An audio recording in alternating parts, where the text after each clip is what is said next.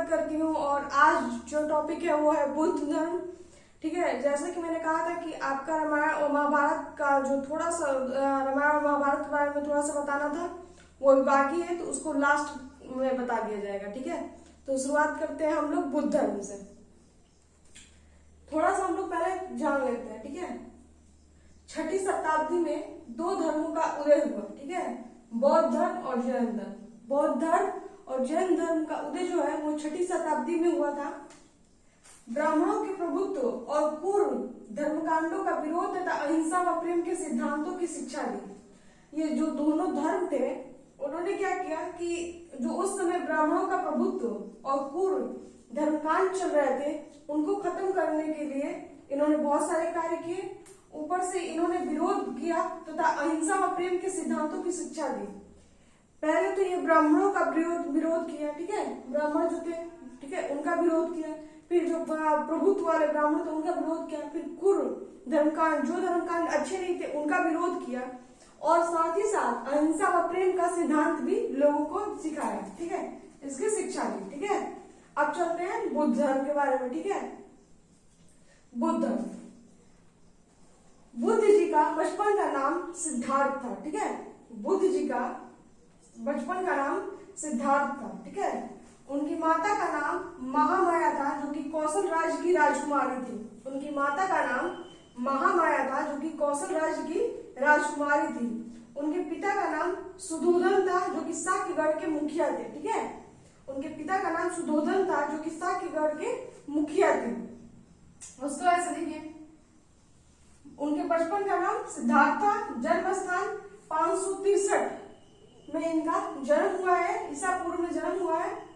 ठीक है, कपिलवस्तु लुम्बिनी में। ठीक है, तो यहाँ पे थे, यहाँ पे छूटा हुआ है 563 ईसा पूर्व। ठीक है, इनका जन्म जो था वो 563 ईसा पूर्व कपिलवस्तु लुम्बिनी में हुआ था। पत्नी का नाम यशोधरा था जो कि एक राजकुमारी थी। पुत्र का नाम राहुल था। ठीक है, उनके सारथी का नाम चन्ना था और घोड़े का नाम कंधक था। ये पूछ सकता है। ठीक है, ये जो छोटे मोटे एग्जाम होते हैं, छोटे मोटे क्या मतलब कि जो कभी कभी पूछ जाता है कि उनके सारथी के बुद्ध जी के सारथी का नाम क्या था, तो चन्ना था। बुद्ध जी के घोड़े का क्या नाम था, तो कंधक था। ठीक है, तो ये जानना जरूरी था। ठीक है, उनके बारे में वैराग्य उत्पन्न करने वाले 4 दृश्य, वो 4 दृश्य कौन से थे जिसे देखकर उन्होंने सन्यासी का मतलब रूप धारण किया। ठीक है, तो वो थे वृद्ध व्यक्ति को, उन्होंने पहले वृद्ध व्यक्ति को देखा, फिर रोगी व्यक्ति को देखा, फिर मृत व्यक्ति को देखा, फिर सन्यासी को देखा। ठीक है, उन्होंने ये 4 दृश्य देखे थे। पहला वृद्ध व्यक्ति, रोगी व्यक्ति, मृत व्यक्ति और चौथा था इनका सन्यासी। ठीक है, ये तीनों उदास थे, रो रहे थे, जबकि सन्यासी खुश था। इसी बात से वो प्रभावित हुए कि मतलब कि जीवन में कुछ नहीं रखा है, सन्यासी मेन है ना, खुश रहना तो सन्यास कीजिए, दूसरों के लिए वो कीजिए। गृह त्याग उन्होंने 29 साल की उम्र में किया। महात्मा बुद्ध जी का जो गृह त्याग का उम्र था वो 29 साल पे उन्होंने गृह त्याग किया था। ठीक है, तो एक बार और रिकॉल कर लेते हैं। 6ठी शताब्दी में दो धर्मों का उदय हुआ, बौद्ध धर्म, जैन धर्म। किसी भी धर्म का उदय कब होता है, जब कोई धर्म में बहुत ज्यादा वर्चस्व बढ़ जाता है उसका, या बहुत सारे कर्मकांड गलत होने लगते हैं तब। ब्राह्मणों के प्रभुत्व और पूर्व धर्मकांडों का विरोध तथा अहिंसा व प्रेम के सिद्धांतों की शिक्षा दी। बुद्ध का बचपन का नाम सिद्धार्थ था। उनका जन्म 563 ईसा पूर्व में कपिलवस्तु के लुम्बिनी में हुआ था। माता का नाम महामाया था जो कि कौशल राज्य की राजकुमारी थी और पिता का नाम सुधोधन था जो कि साक्यगढ़ के मुखिया थे। पत्नी का नाम उनके यशोधरा था, ये भी एक राजकुमारी थी, और पुत्र का नाम राहुल था। सारथी का नाम चन्ना था, घोड़े का नाम उनके कंधक था। वैराग्य उत्पन्न करने वाले 4 दृश्य कौन थे, रोगी व्यक्ति, मृत व्यक्ति, वृद्ध व्यक्ति और सन्यासी। ठीक है, ये 4 दृश्य थे। गृह त्याग उन्होंने कब किया, 29 साल की उम्र में उन्होंने गृह त्याग दिया। जो उनके बेटे का नाम राहुल था, जब ये 4 दृश्य देख के महात्मा बुद्ध आए थे तो उन्होंने ये संकल्प लिया कि अब मतलब कि उन्होंने पूरा दृढ़ निश्चय हो गया उनका कि अब मुझे सन्यासी ही बनना है। ठीक है, तभी जो उनके यहाँ थी दास थी, वो आई खबर लेके कि उनको पुत्र हुआ है। तो पुत्र, उनका जो पुत्र हुआ जब ये सुने तो उनको मतलब ये हुआ कि यही मेरे मतलब कि वो तो जाने वाले तो संन्यास के लिए, लेकिन रुकावट का कारण बन गया क्योंकि उनका पुत्र हुआ और वो तुरंत जा नहीं सकते। तो इसीलिए उन्होंने राहु शब्द दिया था, जिससे राहुल शब्द बना। ठीक है, उन्होंने राहु शब्द दिया था क्योंकि उनके रोड़े का काम किया था उनके पुत्र ने। उस टाइम जब वो पुत्र हो गया था तो उनको रुकना पड़ा था कुछ टाइम के लिए, तो इसलिए उन्होंने राहु का, इसलिए उससे राहुल बनाया। ठीक है, और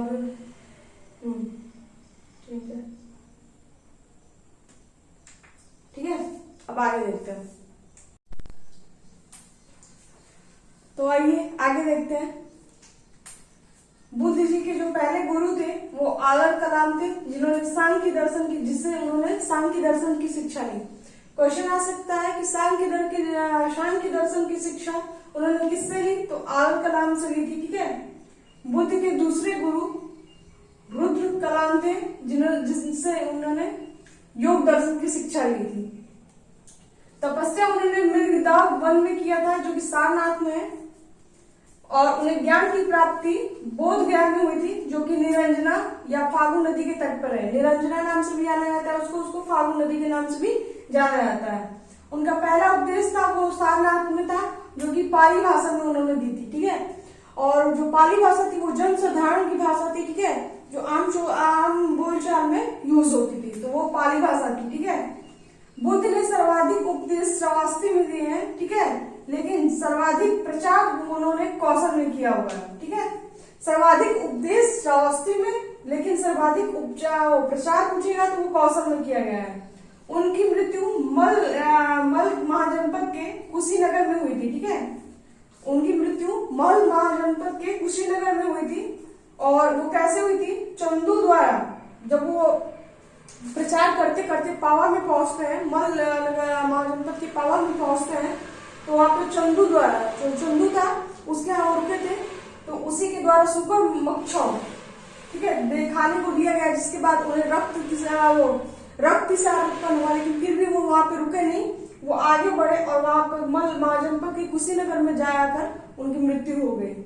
मुख्य तिथि मृत्यु तिथि जो थी वो 483 ईसा पूर्व में उनकी मृत्यु हुई थी। चलिए एक बार और रिकॉल कर लेते हैं। बुद्ध जी के पहले गुरु कौन से थे? आलर कलाम थे, जिन्होंने सांख्य दर्शन की शिक्षा दी। दूसरे थे रुद्र कलाम, जिन्होंने योग दर्शन की शिक्षा दी। तपस्या उन्होंने मृगदाव वन में किया था, जो कि सारनाथ में। उनको जो ज्ञान की प्राप्ति हुई थी वो हुई थी आपको बोध गया, निरंजना या फागु नदी के तट पे हुई थी। पहला उपदेश उन्होंने सारनाथ में दिया था, जो कि पाली भाषा में थी, जो कि जन साधारण की भाषा थी। उन्होंने बुद्ध ने सर्वाधिक उपदेश श्रावस्ती में दिए थे, जबकि सर्वाधिक प्रचार उन्होंने कौशल में किया हुआ है। मृत्यु उनकी मल के महाजनपद कुशीनगर में हुई थी। ठीक है, और किस खाने की वजह से? शुक्र मक्षौ खाने की वजह से उनको मृत्यु हुई थी। ठीक है, अब चलते हैं, उनके अष्टांगिक मार्ग है, कुछ पिटक दिए हैं, इसके बारे में हम चलिए देखते हैं कि वो कौन कौन से मार्ग, पिटक और जो भी धर्म दिए हैं। ठीक है, तो उस सब के बारे में हम लोग जानते हैं। तो आइए अब हम देखते हैं बुद्ध जी के जीवन से संबंधित प्रतीक। ठीक है, उनके जीवन के जो भी पार्ट होते हैं, ठीक है, जैसे कि जन्म, गृहत्याग, युवावस्था, उन सबको एक प्रतीक मिली हुई है। ठीक है, पहचान मिली हुई है, उसको उस प्रतीक से देखा जाता है। तो चलिए आइए देखते हैं हम। ठीक है, धर्म, प्रतीक। ठीक है, अब ऐसे चार्ट बनाएंगे, जल्दी याद हो जाएगा। उनके जन्म को कमल के चिन्ह से बताया गया। ठीक है, उनके जन्म को कमल के फूल से दर्शाया गया है। उनके गृह त्याग को घोड़े से दर्शाया गया है। उनके युवा अवस्था को सांड से दर्शाया गया है। ज्ञान को पीपल के बोधि वृक्ष से दर्शाया गया है। प्रतीक उनका ये माना गया है, पीपल का बोधि वृक्ष। उनका प्रथम उपदेश है, उसे चक्र से दर्शाया गया है, जिसे धर्म चक्र परिवर्तन कहा जाता है। उनकी समृद्धि शेर से दर्शाई गई है। उनकी मृत्यु स्तूप से दर्शाया गया है, जिसे महापरिनिर्वाण कहा जाता है। ठीक है, और बुद्ध को लाइट ऑफ एशिया कहा जाता है, ये तो सबको पता है कि लाइट ऑफ एशिया बुद्ध को कहा जाता है।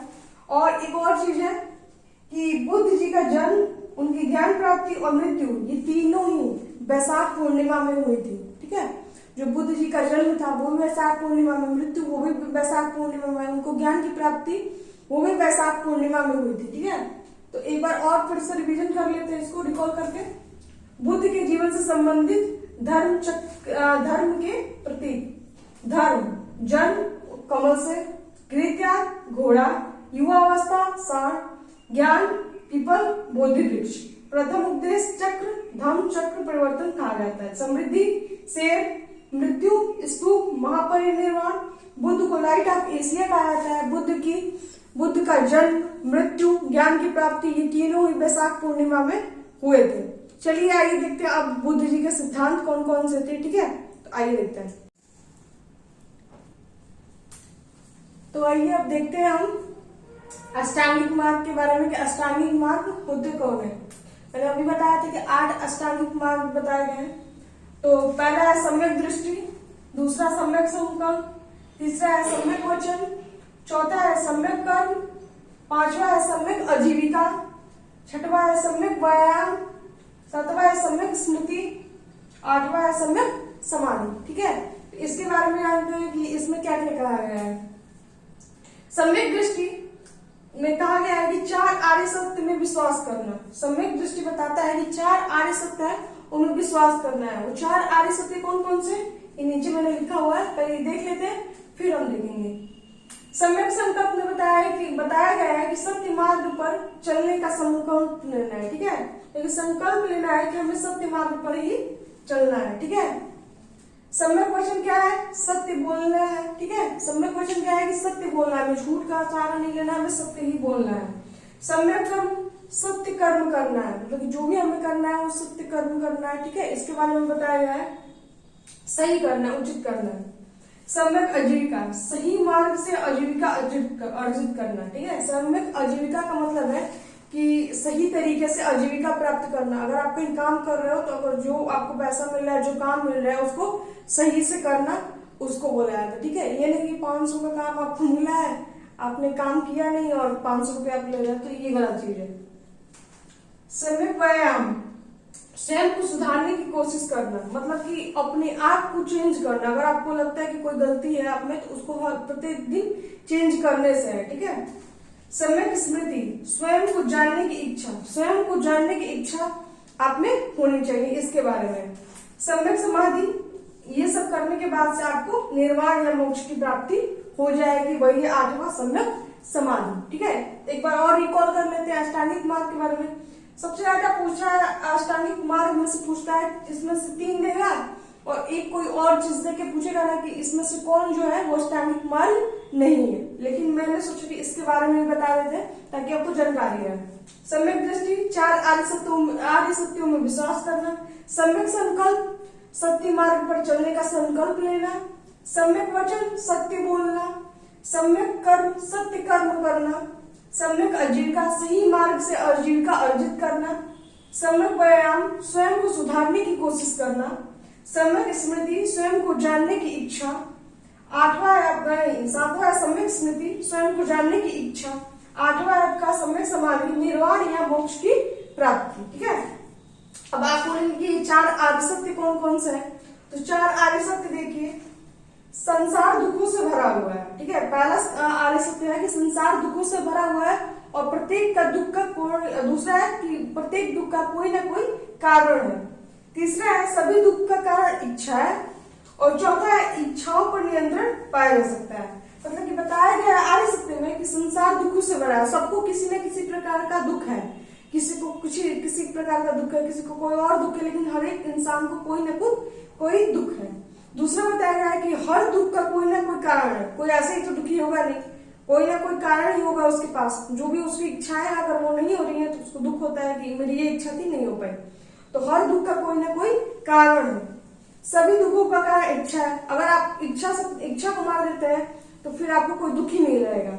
इच्छाओं पर नियंत्रण पाया जा सकता है। इसी के बारे में बताया कि अगर आप अपनी इच्छाओं पर नियंत्रण कर लेते हैं तो आपको किसी प्रकार का कोई भी दुख नहीं रहता है। ठीक है, ये हो गया। अभी इसमें और भी बचता है, अभी मैं एक और वीडियो लाऊंगी क्योंकि एक वीडियो में करने पे बहुत ज्यादा लंबा हो जाएगा और यहाँ पे वाईफाई की सुविधा है नहीं जिससे मैं उतना बड़ा वीडियो अपलोड कर पाऊँ। तो इसलिए अगले वीडियो में हम लोग देखेंगे कि बौद्ध संगीतियां जो हुई हैं वो कौन कौन सी हैं, प्रमुख मठ कौन कौन से हैं, उसके बारे में आजकल पूछ रहा है। कि प्रमुख मठ दे देगा, ठीक है। तो इसलिए उसको भी देखेंगे और 2-3 टॉपिक छूट रहे हैं, ठीक है। नोट्स जो है वो नोट बना बना के हम लोग देखेंगे, ठीक है। तो अगर आपको मेरा ये पढ़ाने का तरीका और वीडियो मेरा पढ़ाया हुआ आपको समझ में आ रहा है तो आप वीडियो को लाइक कीजिए, चैनल को सब्सक्राइब कीजिए और ज्यादा से ज्यादा शेयर कीजिए। और ठीक है, आगे एक और वीडियो आएगी जिसमें बौद्ध धर्म कंप्लीट हो जाएगा, मतलब कि 2 वीडियो में बौद्ध धर्म कंप्लीट हो जाएगा, ऐसे ही 2 वीडियो में जैन धर्म कंप्लीट हो जाएगा, ठीक है। तो चलिए, थैंक यू सो मच। तो आइए आप सिद्धांत को देखते हैं कि बुद्ध जी ने कौन कौन से सिद्धांत दिए थे। सिद्धांत, ठीक है। बुद्ध धर्म के 3 रत्न थे, ठीक है। उनके 3 रत्न दिए थे उन्होंने, क्या थे? बुद्ध, धम्म और संघ। उन्होंने 3 रत्न दिए थे, बुद्ध, धम्म और संघ। दुखों के लिए 8 मार्ग बताए थे। दुखों के निवारण के लिए उन्होंने 8 मार्गों को बताया था कि ये 8 मार्ग होते हैं जिन्हें अष्टांगिक मार्ग भी कहते हैं। बुद्ध धर्म अनिश्चयवादी था परंतु पुनर्जन्म में विश्वास रखता था। बुद्ध धर्म के जो लोग थे वो ईश्वर को नहीं मानते थे लेकिन पुनर्जन्म में विश्वास रखते थे कि किसी भी इंसान की मृत्यु के बाद पुनर्जन्म होता है। बुद्ध धर्म में प्रवेश की न्यूनतम आयु, तो देखिए बुद्ध धर्म अगर आपको जाना है तो कम से कम आपकी जो उम्र होनी चाहिए वो 15 वर्ष होनी चाहिए। बुद्ध जो सन्यासी थे उन्हें भिक्षुक कहा जाता था, लेकिन जो गृहस्थ जीवन में रह के बौद्ध धर्म को मानते थे उनको उपासक कहा जाता था, ठीक है। तो आइए एक बार और रिकॉल कर लेते हैं सिद्धांत। बुद्ध धर्म के 3 रत्न थे, बुद्ध, धम्म, संघ, ठीक है। 8 मार्ग थे जिन्हें अष्टांगिक मार्ग कहते हैं। बुद्ध धर्म ईश्वर को नहीं मानता था लेकिन पुनर्जन्म में विश्वास रखता था। बुद्ध धर्म में प्रवेश की न्यूनतम आयु कितनी थी? वो थी आपकी 15 वर्ष। बौद्ध सन्यासी को भिक्षुक कहा जाता था, लेकिन जो गृहस्थ जीवन के साथ साथ बुद्ध धर्म को मानते थे उन्हें उपासक कहा जाता था। अब ये अष्टांगिक मार्ग आया है तो चलिए पहले सबसे पहले हम अष्टांगिक मार्ग कौन कौन से थे उसके बारे में हम जान लेते हैं।